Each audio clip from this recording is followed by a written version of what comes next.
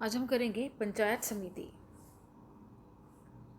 पंचायत समिति ग्राम सभा की कार्यकारी समिति है जिसके अनेक नाम हैं। आसाम, तमिलनाडु, राजस्थान में उसे पंचायत, बिहार, मध्य प्रदेश, उड़ीसा, पश्चिम बंगाल में ग्राम पंचायत तथा असम, गुजरात, उत्तर प्रदेश में उसे गांव पंचायत कहते हैं। लगभग 2000 की जनसंख्या पर एक पंचायत होती है। यह संभव है कि इतनी कम जनसंख्या में इस प्रकार के नेता उपलब्ध ना हो सकें जो उन कामों को जिनकी की पंचायत से अपेक्षा की जाती है प्रभावकारी ढंग से संपादित कर सकें। इसके अतिरिक्त एक औसत दर्जे की पंचायत के पास वित्तीय साधन भी बहुत सीमित होते हैं। इन कमियों को देखते हुए पंचायत को थोड़े से महत्वपूर्ण काम ही सौंपे गए हैं। एक स्थानीय शासन के रूप में पंचायत को उन कामों को अपने हाथों में लेना चाहिए जिनसे उसके अधिकार क्षेत्र में बसने वाली जनता को नागरिक सुविधाएं उपलब्ध हो सकें।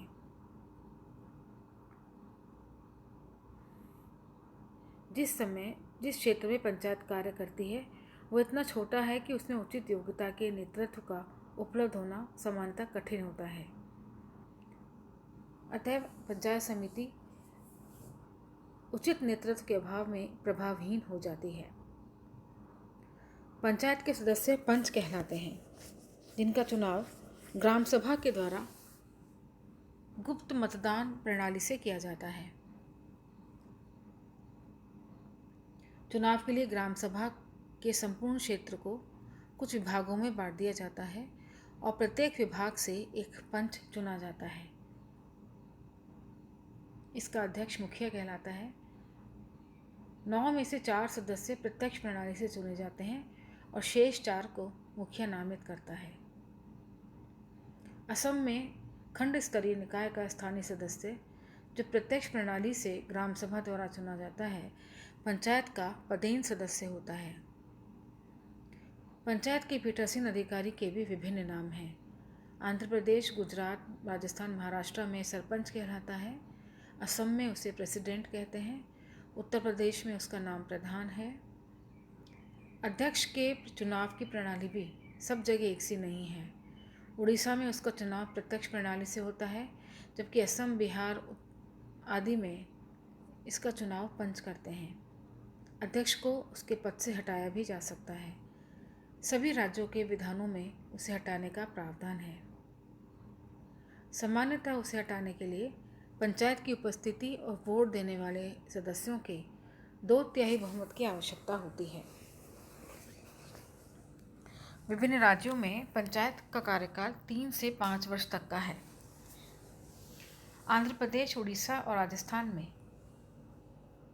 3, असम, गुजरात, पश्चिम बंगाल में 4, केरल, मध्य प्रदेश, तमिलनाडु में ये वर्ष 5 वर्ष का है।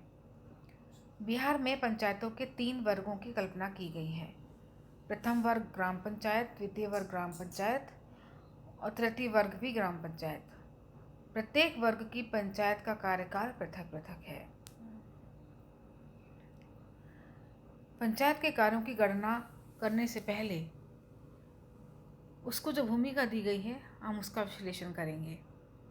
पंचायत के सुपुर्द वे सभी कार्य दिए गए हैं जिन्हें करने की सामान्यतः एक स्थानीय प्रशासन से अपेक्षा की जाती है। इसके अतिरिक्त उसे सामुदायिक विकास कार्यक्रम को पूरा करने का साधन भी माना जाता है।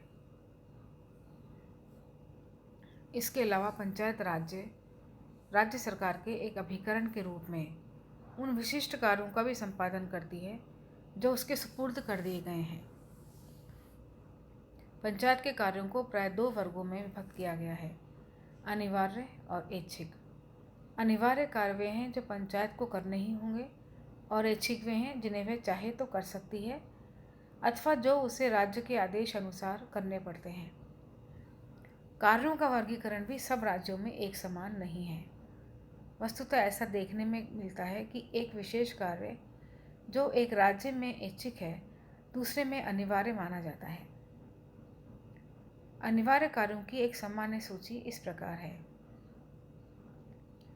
सार्वजनिक कुओं, तालाबों और कुंडों का निर्माण करना, स्नान, धुलाई, पशुओं के पीने के पानी की व्यवस्था करना, उसका रखरखाव और उसकी शुद्धता बनाए रखना। सार्वजनिक मार्ग, शौचालय, ग्राम पंचायत की सड़कों आदि का निर्माण करना। गांवों के मार्गों तथा अन्य सार्वजनिक स्थानों के प्रकाश की व्यवस्था करना।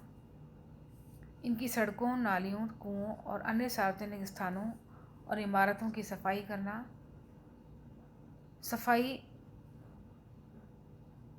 करना तथा उत्पाद को रोकना और कम करना। गंदगीपूर्ण वस्तुओं का निपटारा करना। लावारिस पशुओं के शवों को और उनके शवों का और पशु शवों का निपटारण करना।